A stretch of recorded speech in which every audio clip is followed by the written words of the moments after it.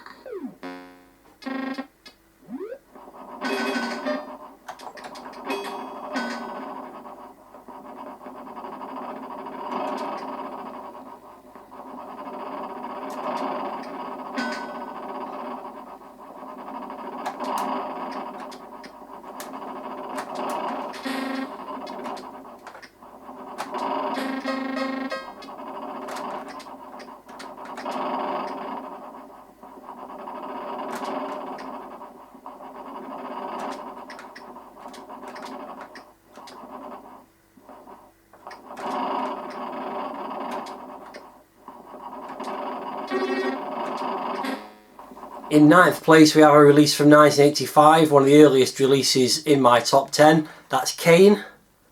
This is a Wild West themed game, obviously you can probably tell that by the front cover, and you play Marshall McGraw, who has to complete a variety of tasks to complete the game. The first stage of the game sees you armed with a bow and arrow, and you've got to shoot some ducks or birds that are going flying across the top of the screen. It's quite an interesting challenge. That is then followed by a horse riding segment, and the animation of the horse in this one is particularly impressive. It's quite a challenging horse riding section where you've got to ride to a town, which then results in the third part of the game, which is a shooting gallery within the town. And then if you get through that, shooting the bad guys, then the last stage is another horse riding challenge in the opposite direction. You've got to catch up with a train, and I've never completed that bit. That last stage is absolutely rock hard. The graphics in particular in this game are brilliant. Really showed off that you could do real high quality graphics similar to a full price title in a budget game. Sounds and music not so good, and as I said, the horse riding stages are particularly challenging, with the final stage being frustratingly difficult as you keep landing on bushes and stuff that send you flying off the horse. The animation of the player and the horse is excellent, and there is also practice mode in the game, which does help a little bit. You can practice the later stages, but it does have its own frustrations because you only get one life, so one mistake and you're back to the start again. But overall, for a $1.99 game from 1985, definitely one of the best early offerings from Mastertronic.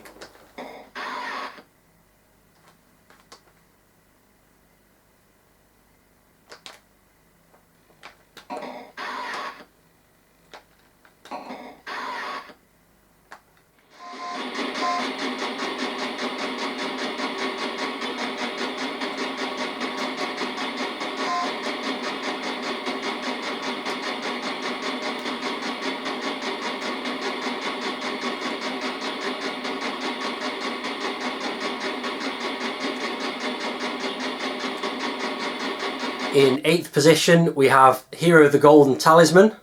This is the first of several games on this top 10 that were released by Mr. Chip Software and programmed by Sean Southern. This one was a MAD release in 1985, one of the first MAD releases in fact, and the only MAD release to make it into my top 10. The game's an expansive flick screen action adventure where you've got to retrieve the Golden Talisman, and you make your way around the screens, climbing up ropes, swimming through lakes and water, picking up various items which you can use in a clever one-button inventory system. You use them to like open doors, for example, or light up rooms that are in the dark. The graphics are pretty good and the sound's pretty good as well. The main character definitely seems to be inspired by Impossible Mission. Controlling him can be a little bit annoying. He does tend to bounce off walls all over the place, and you have to use that bouncing to actually get to certain parts of the stages later on in the game. And there's a lot of respawning enemies which can be quite annoying, and the dragons which you face at various points through the game are virtually impossible to beat. It takes like 2 or 3 minutes of blasting away at them. All things considered, it's definitely the best of the MAD releases, and it provides definitely a big challenge. I've got nowhere near to completing the game, but it's definitely enjoyable to play. You do make progress each time you get a little bit further through it, so there's plenty of replay value, and overall great presentation and an interesting game.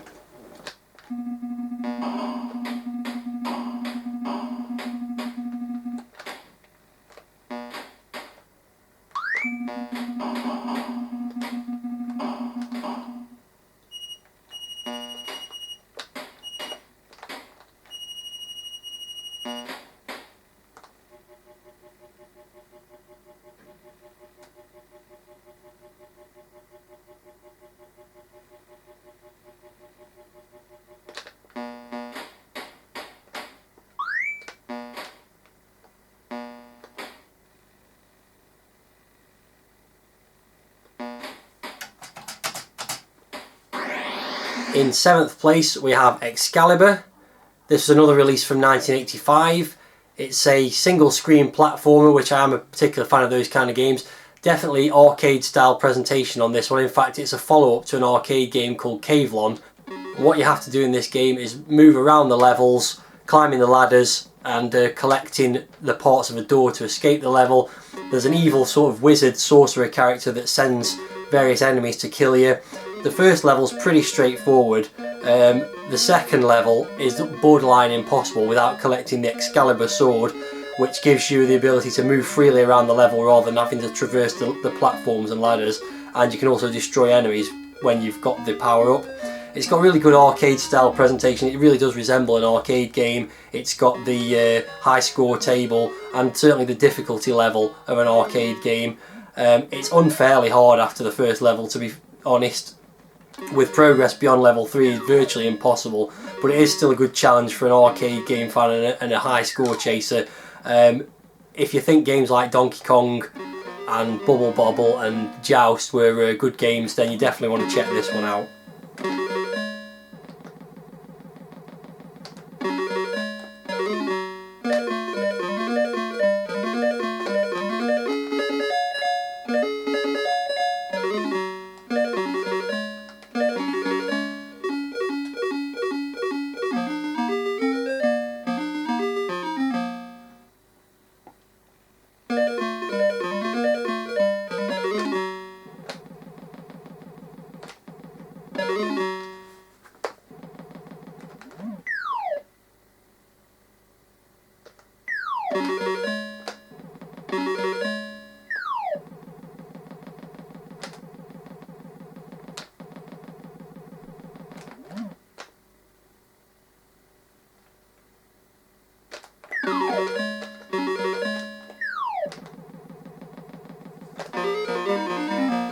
And in 6th place we have another arcade style game, but this time a shoot 'em up. This is Proof of Destruction, POD, second game from Sean Southern and Mr. Chip Software, and this is a frantic arcade style blaster, very much influenced by Centipede, I think you'll see, but with really vibrant psychedelic backgrounds.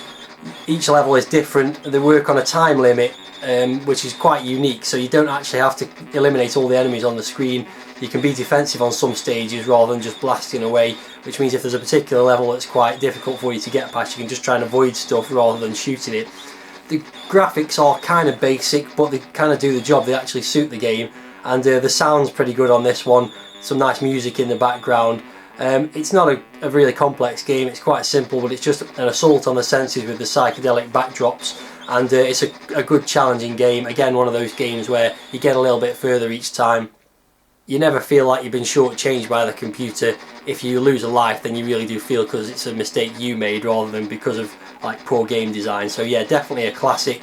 A little bit of a surprising one perhaps because it's not the most in-depth kind of a game, but definitely worth checking out.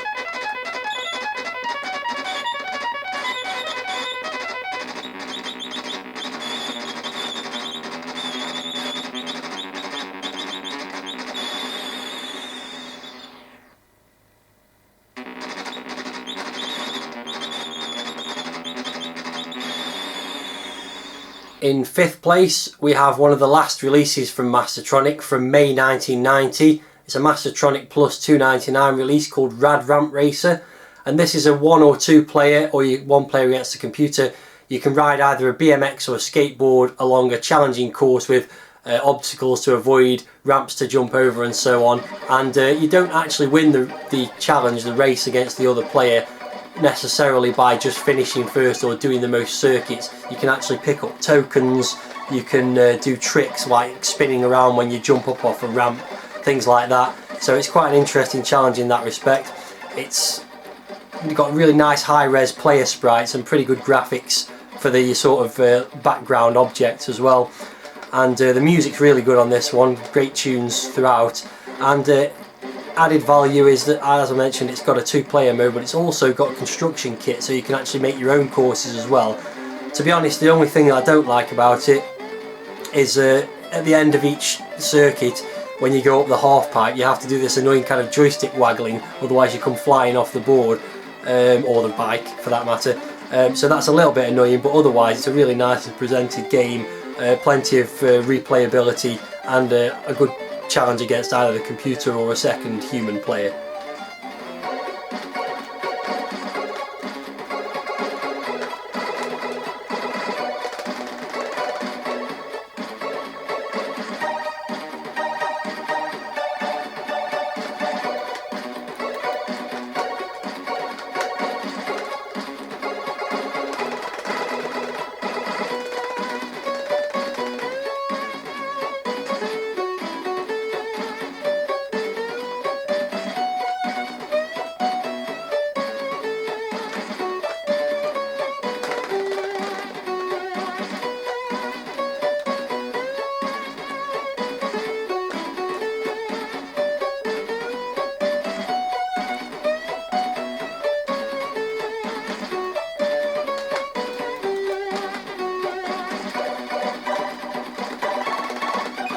In 4th place we have another single screen platformer. That's one of my favourite styles of games, so no surprise to see a few of those in the top 10.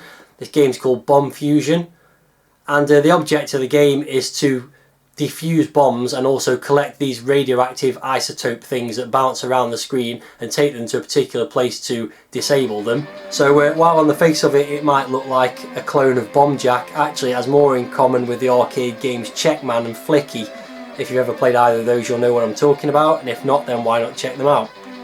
Other features of the game, it's got an inverse health bar, so every time you get hit by the large ball that moves around the screen, or if a bomb goes off, then the radiation level increases, and when you get to the top, you will lose a life basically. And it's got not great graphics. They're obviously ported over from the Spectrum, but they have added some flourishes to the C64 version, the main thing being that between levels your little character moves from one stage to the next in a Sinclair C5. It's also got some great SID tune music on this game, which obviously you wouldn't have got on the Spectrum version.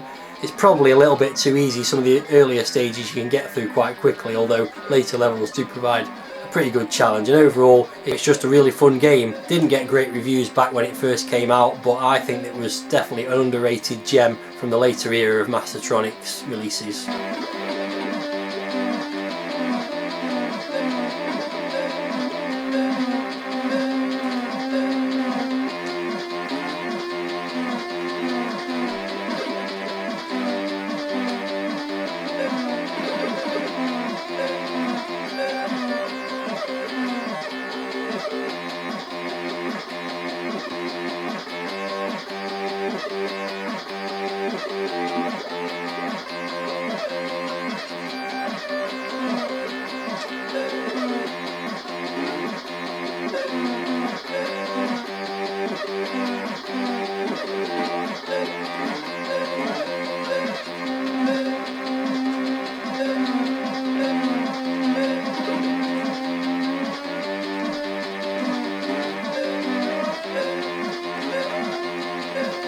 So now we come to the top three, and in third place we have another single screen platformer game, albeit with a very different style of play.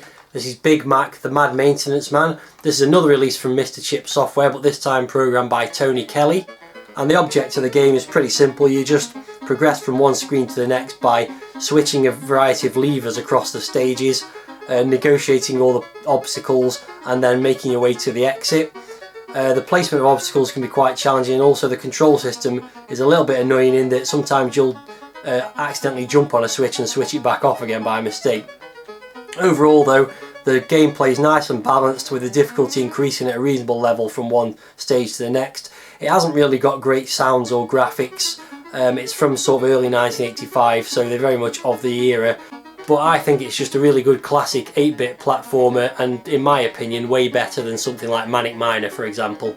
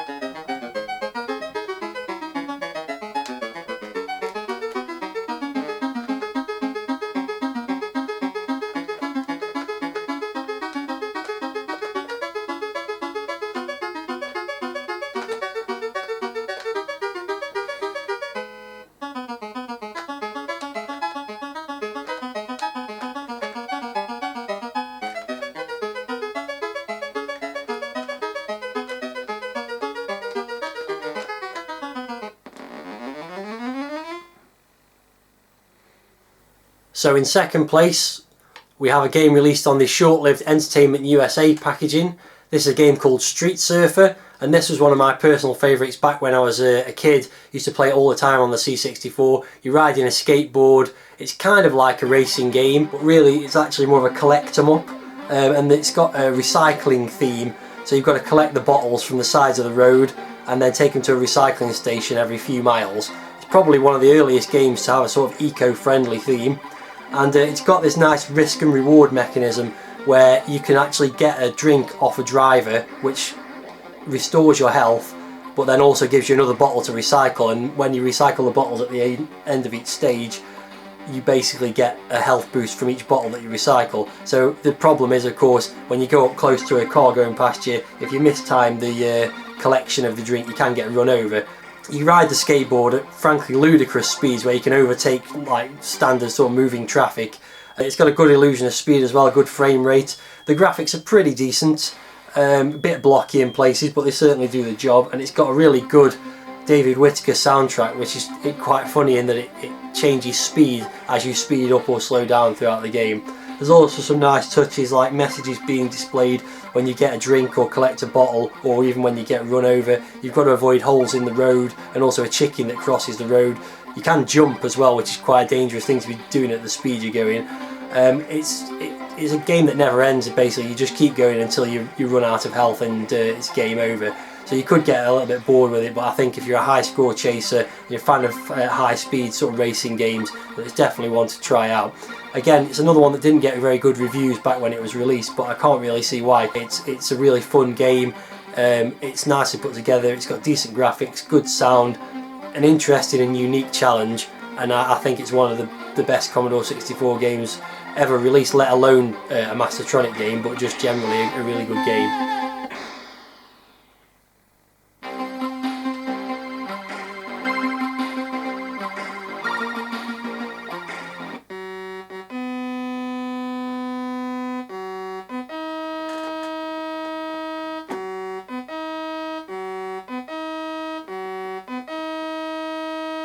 And so we come to number one, the best Mastertronic game of all time on the Commodore 64.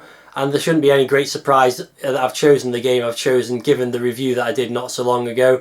The game is a third game from Sean Southern and a fourth game from Mr. Chip Software. It is, of course, the classic Kickstart 2 with construction kit.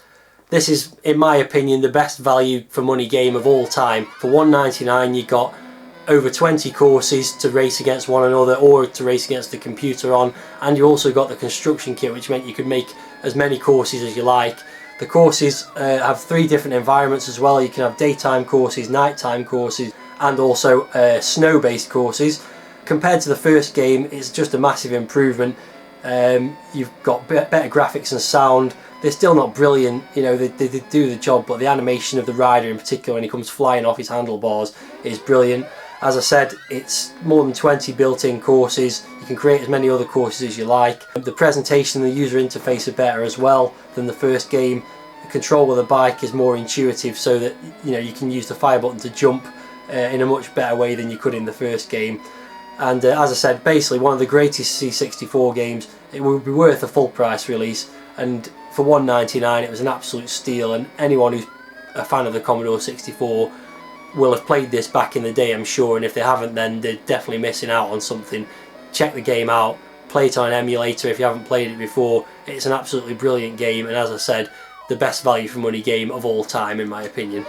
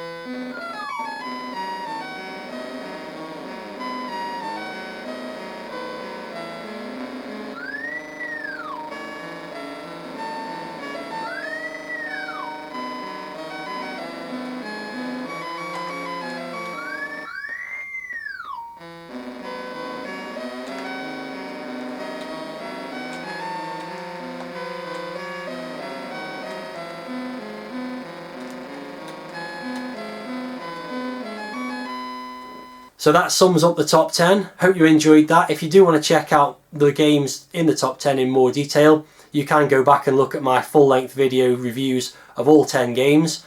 And coming up in the near future, we'll also have the top 10 re-release games, the worst 10 games, and some other interesting stuff which I'm sure you'll enjoy.